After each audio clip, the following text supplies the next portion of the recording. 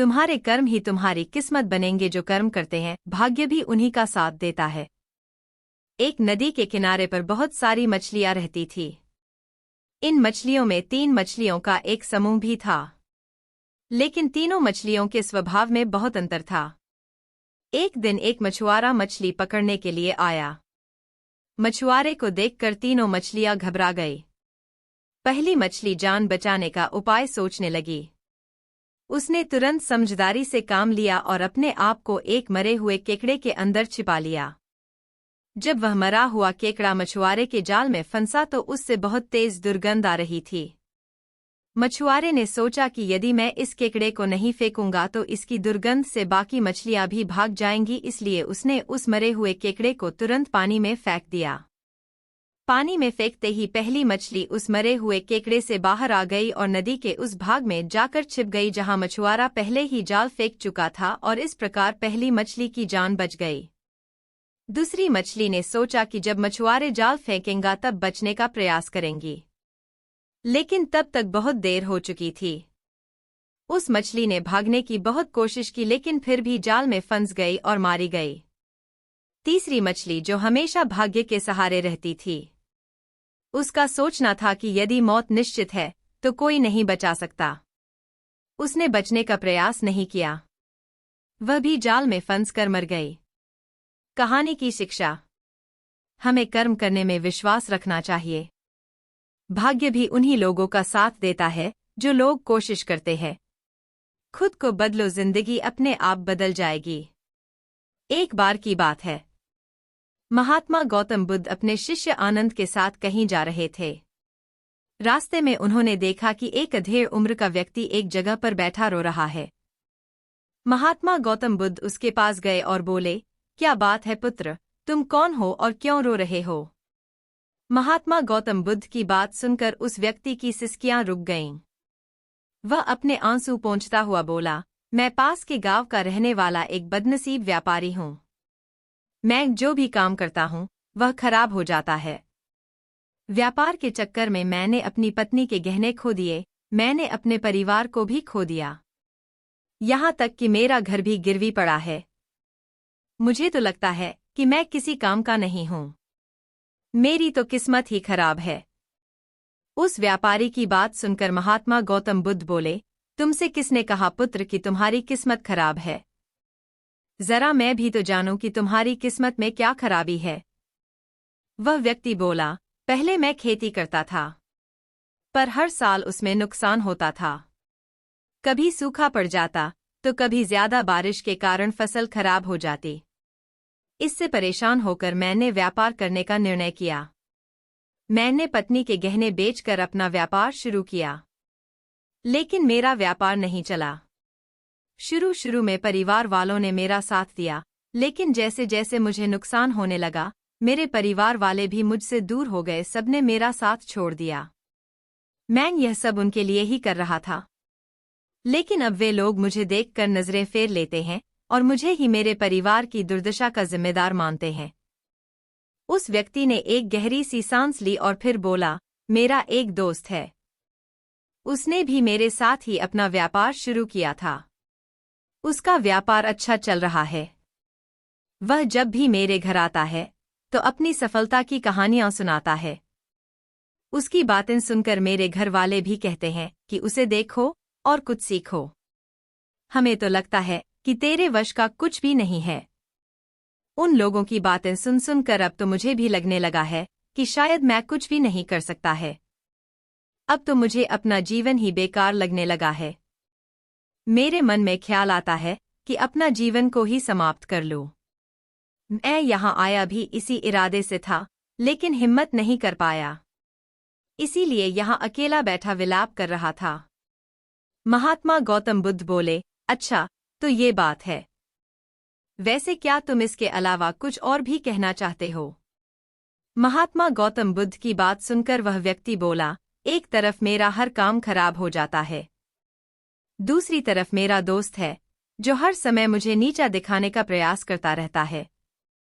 मुझे समझ में ही नहीं आता है कि मैं क्या करूं। महात्मा गौतम बुद्ध बोले, क्या तुम अपने दोस्त की बातें सुनकर दुखी हो जाते हो? हाँ, मैं उसकी बातें सुनकर स्वयं दुखी हो जाता हूँ, उस व्यक्ति ने जवाब दिया। महात्मा गौतम बुद्ध ने पूछा, तुम्हें किस बात का दुख होता है? अपने असफल होने का या फिर दोस्त के सफल होने का? तब वह व्यक्ति बोला, सच कहूं तो मुझे अपने असफल होने का उतना दुख नहीं होता जितना कि मेरे मित्र के सफल होने का होता है। अगर तुम्हारा मित्र असफल, तो तुम्हें खुशी होगी? महात्मा गौतम बुद्ध ने प्रश्न किया। वह व्यक्ति बोला, हाँ, मुझे बहुत खुशी होगी। इसका मतलब है कि तुम्हारी खुशी तुम्हारे दोस्त पर निर्भर है। महात्मा गौतम बुद्ध बोले, अगर वह चाहे तो तुम्हें खुश कर सकता है, और अगर वह चाहे तो तुम्हें दुखी कर सकता है। तुम स्वयं से न तो खुश हो सकते हो और न ही दुखी हो सकते हो। यानी कि तुम अपने दोस्त के गुलाम हो गए हो। इसलिए तुम्हारा कुछ नहीं हो सकता। ऐसा ना कहें महात्मा, उस व्यक्ति ने हाथ जोड़ दिए, आपकी बातें सुनकर मुझे कुछ आश बंध रही है। महात्मा गौतम बुद्ध बोले, जब हम किसी से आशा बांध लेते हैं तो उस पर निर्भर हो जाते हैं। ऐसे में हमारी खुशी और दुख भी उस पर ही निर्भर करने लगता है। इससे बेहतर है कि तुम अपने आप से भरोसा करो। जब तुम ऐसा करोगे, साथ ही पूरे लगन से काम करोगे, तो तुम्हें सफलता अवश्य प्राप्त होगी। कहते हुए महात्मा गौतम बुद्ध ने एक पल के लिए उस व्यक्ति की ओर देखा, फिर अपनी बात आगे बढ़ाई। तुम्हें लगता है कि तुम्हारा दोस्त तुम्हें दुखी करने आता है, पर अगर विचार करो तो वह बातें तो सच्ची ही कहता है। वह अपने संघर्ष और अनुभव की बातें बताता है। तुम उन बातों से बहुत कुछ सीख सकते हो। तुम्हें इसके लिए उसका धन्यवाद करना चाहिए कि तुम्हें घर बैठे कुछ अनुभव मिल रहे हैं। तुम उन अनुभवों का लाभ उठाओ, नई शुरुआत करो, कर्म करते जाओ, हार मत मानो, एक दिन तुम्हें सफलता अवश्य मिलेगी। आज तुम जिसे अपना बुरा वक्त या बुरी किस्मत कह रहे हो, एक दिन यह बदल जाएगी। इसी के साथ तुम्हारे विचार भी बदल जाएंगे। और देखना, जब तुम्हारा अच्छा समय शुरू होगा, तब तुम्हारा दोस्त भी तुम्हें अपनी सफलताओं की कहानियां नहीं सुनाएगा, तब वह अपनी असफलताओं की बातें बताएगा, ताकि तुम उसकी बातें सुनकर भ्रमित हो जाओ, तुम्हारा आत्मविश्वास हिल जाए और तुम गलत निर्णय ले सको। लेकिन उस समय भी तुम्हें अपनी बुद्धि का प्रयोग करना होगा। तुम्हारा दोस्त जैसे आज तुम्हें दुखी करने आता है, उसी तरह उस समय भी वह तुम्हें दुखी करने आएगा। क्योंकि जिस तरह उसे दुखी देखकर तुम्हें मजा आता है, उसी तरह उसे भी तुम्हें दुखी देखने में उतना ही मजा आता है। वह व्यक्ति बोला, आपने सही कहा, लेकिन मेरा सबसे बड़ा दुख यह है कि मेरे परिवार के लोग भी इसमें शामिल हैं। वास्तव में मैं तो अपने परिवार के लिए अच्छा करना चाहता था, लेकिन वे लोग भी मेरी बात नहीं समझते हैं। वे भी मुझे गलत कहते हैं, और अब तो वे मेरे साथ भी नहीं हैं। महात्मा गौतम बुद्ध बोले, मैं सब समझ गया। तुम सांत्वना चाहते हो। वास्तव में इस दुनिया में सभी लोग सांत्वना ही चाहते हैं। हम चाहते हैं कि हम जब भी कुछ करें तो लोग हमारी प्रशंसा करें, लेकिन आमतौर से ऐसा नहीं होता है, इसलिए हम दुखी हो जाते हैं। हमें लगता है कि हमारे दोस्त, परिवार वाले सब मतलबी हैं।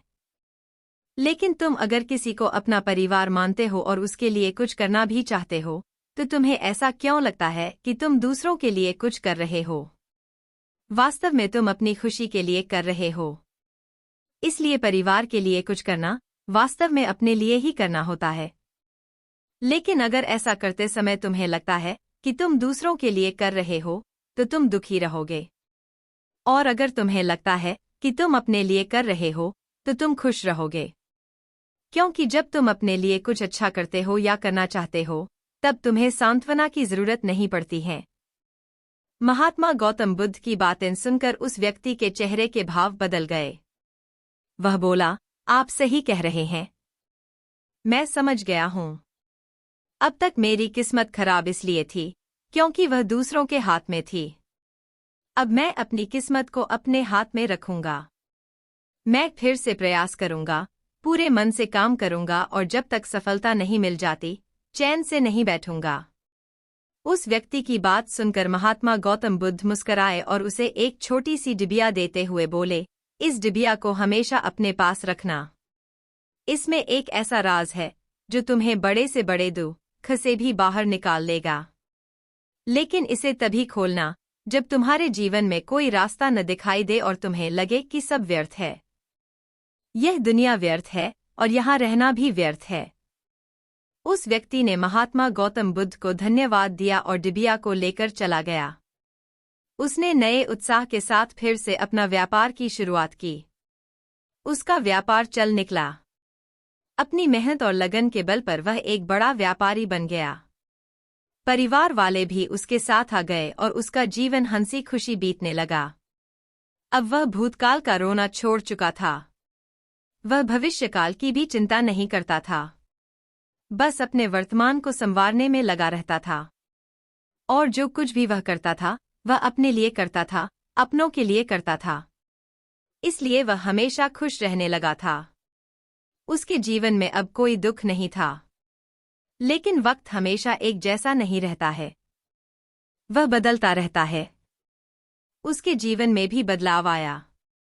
एक दिन उसके राज्य पर पड़ोसी राजा ने चढ़ाई कर दी। उसने इस राज्य पर अपना कब्जा कर लिया। उसके सैनिकों ने चारों ओर लूटमार मचा दी। उन्होंने व्यापारी का सारा धन लूट लिया। उसके घर में आग लगा दी। जान बचाने के लिए उसे अपने परिवार के साथ अपना घर छोड़कर भागना पड़ा। वह व्यक्ति अपने परिवार के साथ कई दिनों तक इधर उधर भटकता रहा। वह दाने दाने को मोहताज हो गया। उसका बच्चा भी बीमार हो गया। इलाज न मिलने के कारण वह बच्चा तड़पने लगा। यह देखकर उसका हृदय दुख से भर गया। वह कैसे अपने बच्चे का इलाज कराए? उसके पास तो खाने के लिए भी पैसे नहीं थे। ऐसे में उसे एक बार फिर निराशा ने घेर लिया। उसे लगने लगा कि उसका जीवन व्यर्थ है। सारी दुनिया व्यर्थ है। किसी भी बात का कोई मतलब नहीं है। भले ही आप जीवन में कितना भी कुछ कर लो, कितनी भी सफलता हासिल कर लो, पर अंततः यह जीवन समाप्त ही होता है। तो फिर ऐसे में जीवित रहने का क्या फायदा? इससे तो अच्छा है कि वह अपना जीवन खुद ही समाप्त कर ले। लेकिन तभी उसके दिमाग में महात्मा गौतम बुद्ध की दी हुई डिबिया याद आई। उस व्यक्ति ने उत्सुकता के साथ उसे खोला। डिबिया के भीतर एक पर्ची रखी हुई थी। पर्ची पर कुछ लिखा हुआ था। उसे पढ़कर उसकी आंखों के आगे छाया निराशा का अंधेरा छंट गया और वह मुस्करा उठा। पर्ची पर लिखा हुआ था, यह समय भी बीत जाएगा। उसने डिबिया को अपनी मुट्ठी में भींच लिया और एक नई शुरुआत के लिए उठ खड़ा हुआ। अगर आप भी ऐसी ही परिस्थिति से गुजर रहे हैं तो निराश न हों। अपने बीते हुए कल पर शोक मत करें, न ही भविष्य की चिंता करें। अपने वर्तमान को जिएं और उसे बेहतर बनाने के लिए सच्चे मन से प्रयास करें। यकीन मानें, जल्दी ही आपकी किस्मत भी बदलने वाली है। पंडित और यमदूत। एक समय की बात है, एक बहुत ही ज्ञानी पंडित था। वह अपने एक बचपन के सबसे अच्छे मित्र से मिलने के लिए किसी दूसरे गांव जा रहा था, जो कि बचपन से ही गूंगा व एक पैर से अपाहिज था। उसका गांव काफी दूर था और रास्ते में कई और छोटे छोटे गांव भी पड़ते थे। पंडित अपनी धुन में चला जा रहा था कि रास्ते में उसे एक आदमी मिल गया जो दिखने में बड़ा ही हष्टपुष्ट था। वह भी पंडित के साथ ही चलने लगा। पंडित ने सोचा कि चलो अच्छा ही है, साथ साथ चलने से रास्ता जल्दी कट जाएगा। पंडित ने उस आदमी से उसका नाम पूछा तो उस आदमी ने अपना नाम महाकाल बताया। पंडित को ये नाम सुनकर बड़ा अजीब लगा, लेकिन उसने नाम के विषय में और कुछ पूछना उचित नहीं समझा। दोनों धीरे धीरे चलते रहे, तभी रास्ते में एक गांव आया। महाकाल ने पंडित से कहा, तुम आगे चलो, मुझे इस गांव में एक संदेशा देना है। मैं तुमसे आगे मिलता हूँ। ठीक है, कहकर पंडित अपनी धुन में चलता रहा। तभी एक भैंसे ने एक आदमी को मार दिया और जैसे ही भैंसे ने आदमी को मारा, लगभग तुरंत ही महाकाल वापस पंडित के पास पहुंच गया। चलते चलते दोनों आगे किसी दूसरे गांव के बाहर पहुंचे, जहां एक छोटा सा मंदिर था। ठहरने की व्यवस्था ठीक लग रही थी और क्योंकि पंडित के मित्र का गांव अभी काफी दूर था, साथ ही रात्रि होने वाली थी, इसलिए पंडित ने कहा, रात्रि होने वाली है, पूरा दिन चले हैं, थकावट भी बहुत हो चुकी है, इसलिए आज की रात हम इसी मंदिर में रुक जाते हैं। भूख भी लगी है तो भोजन भी कर लेते हैं, और थोड़ा विश्राम करके सुबह फिर से आगे के लिए प्रस्थान करेंगे। महाकाल ने जवाब दिया, ठीक है, लेकिन मुझे इस गांव में किसी को कुछ सामान देना है, तो मैं सामान देकर आता हूँ, तब तक तुम भोजन कर लो, मैं बाद में खा लूंगा। और इतना कहकर वह चला गया। लेकिन उसके जाते ही कुछ देर बाद उस गांव से धुआं उठना शुरू हुआ और धीरे धीरे पूरे गांव में आग लग गई थी। पंडित को आश्चर्य हुआ। पंडित ने मन ही मन सोचा कि जहां भी ये महाकाल जाता है वहां किसी न किसी तरह की हानि क्यों हो जाती है, जरूर कुछ गड़बड़ है। लेकिन उसने महाकाल से रात्रि में इस बात का कोई जिक्र नहीं किया। सुबह दोनों ने फिर से अपने गंतव्य की ओर चलना शुरू किया। कुछ देर बाद एक और गांव आया और महाकाल ने फिर से पंडित से कहा कि पंडित जी, आप आगे चलें, मुझे इस गांव में भी कुछ काम है, इसलिए मैं आपसे आगे मिलता हूँ। इतना कहकर महाकाल जाने लगा। लेकिन इस बार पंडित आगे नहीं बढ़ा बल्कि खड़े होकर महाकाल को देखता रहा कि वह कहाँ जाता है और करता क्या है। तभी लोगों की आवाजें सुनाई देने लगी कि एक आदमी को सांप ने डस लिया और उस व्यक्ति की मृत्यु हो गई। ठीक उसी समय महाकाल फिर से पंडित के पास पहुंच गया। लेकिन इस बार पंडित को सहन न हुआ। पंडित ने महाकाल से पूछ ही लिया कि तुम जिस गांव में भी जाते हो वहां कोई न कोई नुकसान हो जाता है, क्या तुम मुझे बता सकते हो कि आखिर ऐसा क्या होता है? महाकाल ने जवाब दिया, पंडित जी, आप मुझे बड़े ज्ञानी मालूम पड़े थे, इसीलिए मैं आपके साथ चलने लगा था, क्योंकि ज्ञानियों का संग हमेशा अच्छा होता है। लेकिन क्या सचमुच आप अभी तक नहीं समझे कि मैं कौन हूँ? पंडित ने कहा, मैं समझ तो चुका हूँ, लेकिन कुछ शंका है, इसलिए यदि आप ही अपना उपयुक्त परिचय दे दें तो मेरे लिए आसानी होगी। महाकाल ने जवाब दिया कि मैं यमदूत हूँ और यमराज की आज्ञा से उन लोगों के प्राण हरण करता हूँ जिनकी आयु पूर्ण हो चुकी है। जबकि पंडित को पहले से ही इसी बात की शंका थी। फिर भी महाकाल के मुंह से ये बात सुनकर पंडित थोड़ा घबरा गया, लेकिन फिर हिम्मत करके पूछा कि अगर ऐसी बात है और तुम सचमुच ही यमदूत हो तो बताओ अगली मृत्यु किसकी है? यमदूत ने जवाब दिया कि अगली मृत्यु तुम्हारे उसी मित्र की है जिसे तुम मिलने जा रहे हो, और उसकी मृत्यु का कारण भी तुम ही जानोगे। ये बात सुनकर पंडित ठिठक गया और बड़े असमंजस में पड़ गया कि यदि वास्तव में वह महाकाल एक यमदूत हुआ तो उसकी बात सही होगी और उसके कारण मेरे बचपन के सबसे अच्छे मित्र की मृत्यु हो जाएगी। इसलिए बेहतर यही है कि मैं अपने मित्र से मिलने ही न जाऊं, कम से कम मैं तो उसकी मृत्यु का कारण नहीं बनूंगा। तभी महाकाल ने कहा कि तुम जो सोच रहे हो वो मुझे भी पता है, लेकिन तुम्हारे अपने मित्र से मिलने न जाने के विचार से नियति नहीं बदल जाएगी। तुम्हारे मित्र की मृत्यु निश्चित है और वह अगले कुछ ही क्षणों में घटित होने वाली है। महाकाल के मुख से ये बात सुनते ही पंडित को झटका लगा, क्योंकि महाकाल ने उसके मन की बात जान ली थी, जो कि किसी सामान्य व्यक्ति के लिए तो संभव ही नहीं थी। फलस्वरूप पंडित को विश्वास हो गया कि महाकाल सचमुच यमदूत ही है। इसलिए वह अपने मित्र की मृत्यु का कारण न बने, इस हेतु वह तुरंत पीछे मुड़ा और फिर से अपने गांव की तरफ लौटने लगा। परंतु जैसे ही वह मुड़ा, सामने से उसे उसका मित्र उसी की ओर तेजी से आता हुआ दिखाई दिया, जो कि पंडित को देखकर अत्यधिक प्रसन्न लग रहा था। अपने मित्र के आने की गति को देख पंडित को ऐसा लगा जैसे कि उसका मित्र काफी समय से उसके पीछे पीछे ही आ रहा था, लेकिन क्योंकि वह बचपन से ही गूंगा व एक पैर से अपाहिज था, इसलिए न तो पंडित तक पहुंच पा रहा था और न ही पंडित को आवाज देकर रोक पा रहा था। लेकिन जैसे ही वह पंडित के पास पहुंचा, अचानक न जाने क्या हुआ और उसकी मृत्यु हो गई। पंडित हक्का बक्का सा आश्चर्य भरी नजरों से महाकाल की ओर देखने लगा, जैसे कि पूछ रहा हो कि आखिर हुआ क्या उसके मित्र को। महाकाल पंडित के मन की बात समझ गया और बोला, तुम्हारा मित्र पिछले गांव से ही तुम्हारे पीछे पीछे आ रहा था, लेकिन तुम समझ ही सकते हो कि वह अपाहिज व गूंगा होने की वजह से ही तुम तक नहीं पहुंच सका। उसने अपनी सारी ताकत लगाकर तुम तक पहुंचने की कोशिश की, लेकिन बुढ़ापे में बचपन जैसी शक्ति नहीं होती शरीर में, इसलिए हृदयाघात की वजह से तुम्हारे मित्र की मृत्यु हो गई और उसकी वजह हो तुम, क्योंकि वह तुमसे मिलने हेतु तुम तक पहुंचने के लिए ही अपनी सीमाओं को लांघते हुए तुम्हारे पीछे भाग रहा था। अब पंडित को पूरी तरह से विश्वास हो गया कि महाकाल सचमुच ही यमदूत है और जीवों के प्राण हरण करना ही उसका काम है।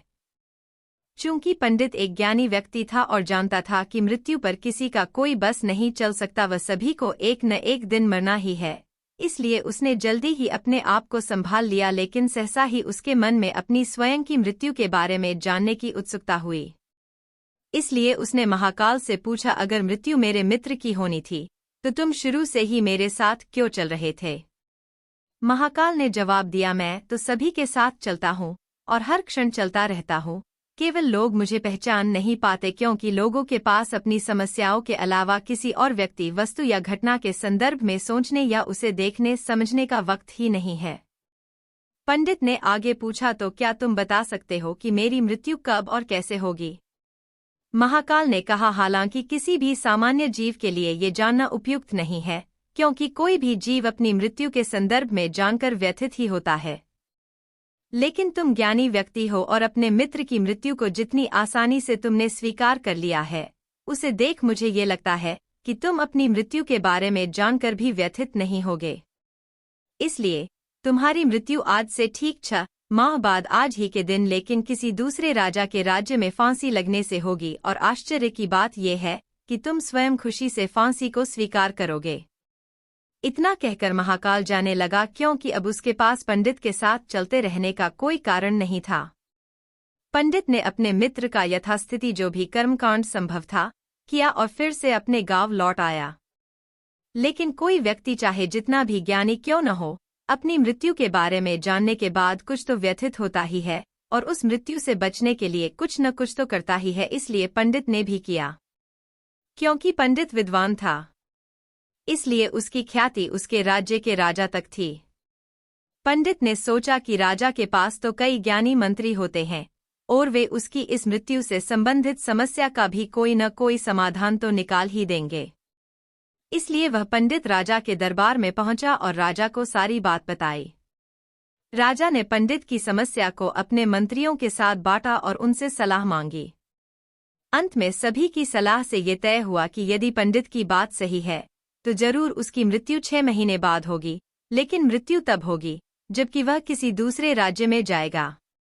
यदि वह किसी दूसरे राज्य में जाए ही न तो मृत्यु नहीं होगी।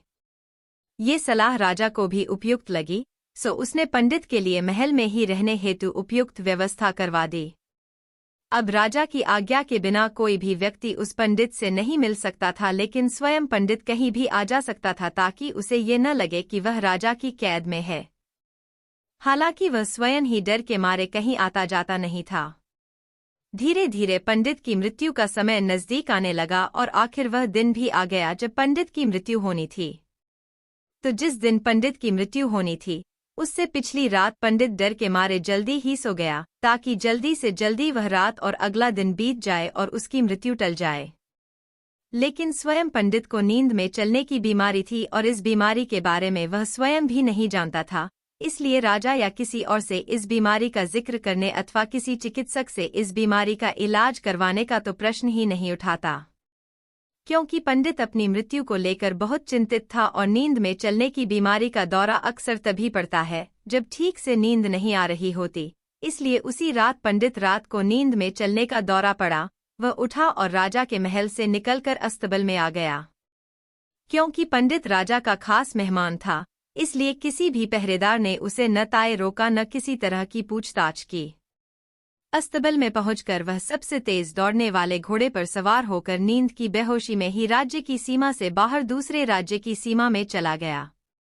इतना ही नहीं, वह दूसरे राज्य के राजा के महल में पहुंच गया और संयोग ये हुआ कि उस महल में भी किसी पहरेदार ने उसे नहीं रोका न ही कोई पूछताछ की, क्योंकि सभी लोग रात के अंतिम प्रहर की गहरी नींद में थे।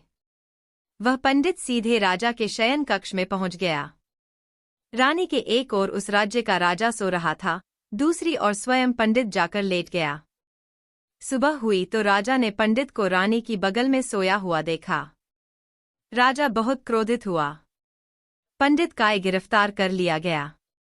पंडित को तो खुद ही समझ में ही नहीं आ रहा था कि वह आखिर दूसरे राज्य में और सीधे राजा के ही शयन कक्ष में कैसे पहुंच गया। लेकिन वहां उसकी सुनने वाला कौन था? राजा ने पंडित को राज दरबार में हाजिर करने का हुक्म दिया। कुछ समय बाद राजा का दरबार लगा जहां राजा ने पंडित को देखा और देखते ही इतना क्रोधित हुआ कि पंडित को फांसी पर चढ़ा दिए जाने का फरमान सुना दिया। फांसी की सजा सुनकर पंडित कांप गया। फिर भी हिम्मत कर उसने राजा से कहा कि महाराज, मैं नहीं जानता कि मैं इस राज्य में कैसे पहुंचा। मैं ये भी नहीं जानता कि मैं आपके शयन कक्ष में कैसे आ गया और आपके राज्य के किसी भी पहरेदार ने मुझे रोका क्यों नहीं, लेकिन मैं इतना जानता हूं कि आज मेरी मृत्यु होनी थी और होने जा रही है। राजा को ये बात थोड़ी अजीब लगी। उसने पूछा, तुम्हें कैसे पता कि आज तुम्हारी मृत्यु होनी थी? कहना क्या चाहते हो तुम? राजा के सवाल के जवाब में पंडित से पिछले 6 महीनों की पूरी कहानी बता दी और कहा कि महाराज, मेरा क्या, किसी भी सामान्य व्यक्ति का इतना साहस कैसे हो सकता है कि वह राजा की उपस्थिति में राजा के ही कक्ष में रानी के बगल में सो जाए। ये तो सरासर आत्महत्या ही होगी और मैं दूसरे राज्य से इस राज्य में आत्महत्या करने क्यों आऊंगा?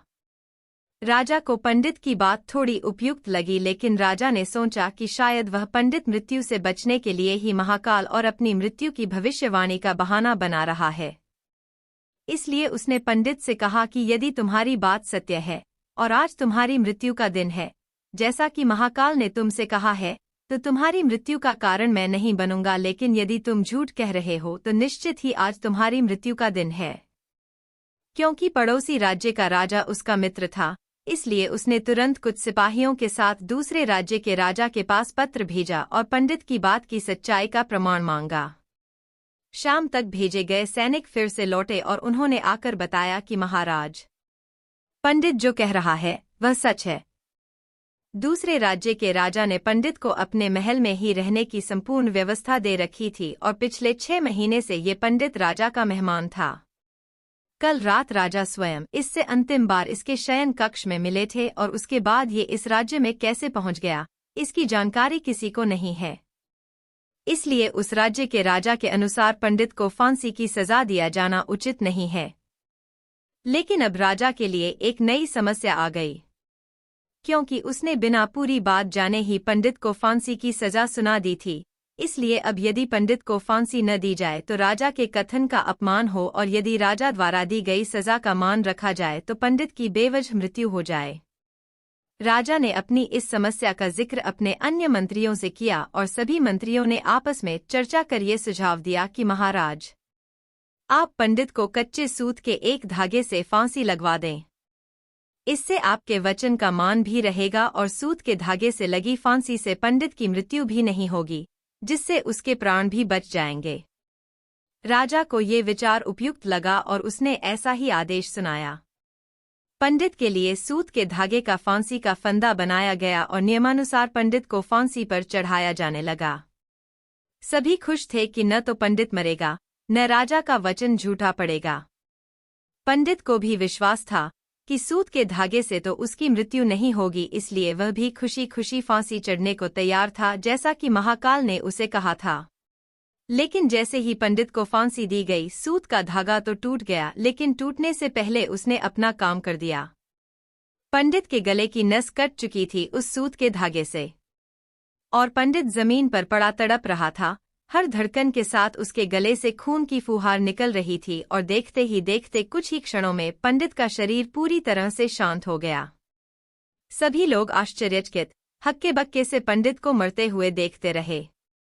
किसी को विश्वास ही नहीं हो रहा था कि एक कमजायर से सूत के धागे से किसी की मृत्यु हो सकती है, लेकिन घटना घट चुकी थी। नियति ने अपना काम कर दिया था।